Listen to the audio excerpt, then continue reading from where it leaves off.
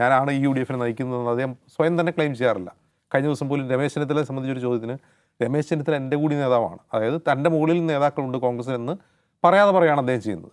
പക്ഷേ CPM LDF എന്താണ് ചെയ്യുന്നത്? സതീശനാണ് ഈ UDF-നെ നയിക്കുന്നതെന്ന് CPM ഉറപ്പിക്കുന്നു.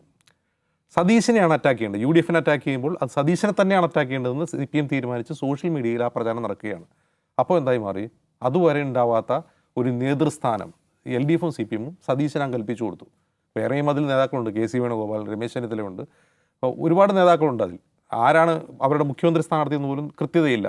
അപ്പം ആരും മുഖ്യമന്ത്രിയാവാം. അവർ മുഖ്യമന്ത്രി സ്ഥാനാർത്ഥി പ്രഖ്യാപിച്ചിട്ടല്ല തെരഞ്ഞെടുപ്പിന് നേടുന്നത്. അങ്ങനെ ഇരിക്കെ LDF-ഉം CPM-ഉം എന്ത് ചെയ്യുന്നു? സതീശൻ അറ്റാക്ക് ചെയ്യുന്നുണ്ട്. സതീശനാണ് അടുത്ത മുഖ്യമന്ത്രിയാകാൻ പോകുന്നയാൾ. അതുകൊണ്ട് സതീശനെ ആക്രമിക്കുക എന്നുള്ളതാണ് നമ്മൾ സോഷ്യൽ മീഡിയ പരിധിയിൽ അതാണ് കാണുന്നത്. അപ്പോൾ സതീശനെ അറ്റാക്ക് ചെയ്യുമ്പോൾ, എല്ലാവരും കൂട്ടമായി അറ്റാക്ക് ചെയ്യുമ്പോൾ ഞാൻ മാത്രമായിട്ട് ഇന്നും ഉണ്ടായിരിക്കണം എന്ന് കരുതി ശിവൻകുട്ടി എടുത്തൊരു കാർഡാണത്, സതീശനെതിരായ കാർഡാണ്. പക്ഷെ അത് എന്താണ് പറയുക, ഒരു മുതിർന്ന രാഷ്ട്രീയ നേതാവ് എന്ന നിലയിൽ ശിവൻകുട്ടി എന്ന് പറഞ്ഞാൽ നല്ല പ്രായമുള്ള ഒരു മനുഷ്യനാണ്, ഒരു രാഷ്ട്രീയ നേതാവാണ്, ജനങ്ങൾക്കിടയിൽ പ്രവർത്തിച്ച് വളർന്നു വന്ന രാഷ്ട്രീയം പഠിച്ച ഒരാളാണ്. അങ്ങനെ ഒരാൾ വെല്ലുവിളിക്കാവുന്ന രീതിയല്ല അത്. നിങ്ങൾ നിയമത്തേക്ക് വരൂ എന്നല്ല പറയേണ്ടത്.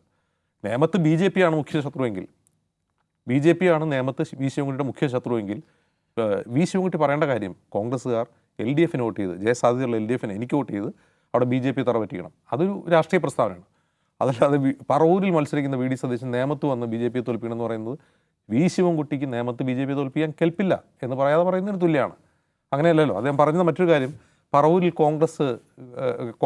കോൺഗ്രസ്സിന് ജനങ്ങൾ കൈവിട്ടു എന്നാണ് പറയുന്നത്. ഏത് കണക്കിൻ്റെ അടിസ്ഥാനത്തിലാണ്, ഏത് രാഷ്ട്രീയത്തിൻ്റെ അടിസ്ഥാനത്തിലാണ് അദ്ദേഹം പറയുന്നില്ല. അതുകൊണ്ട് നേമത്തേക്ക് വരൂ എന്നാണ് പറയുന്നത്.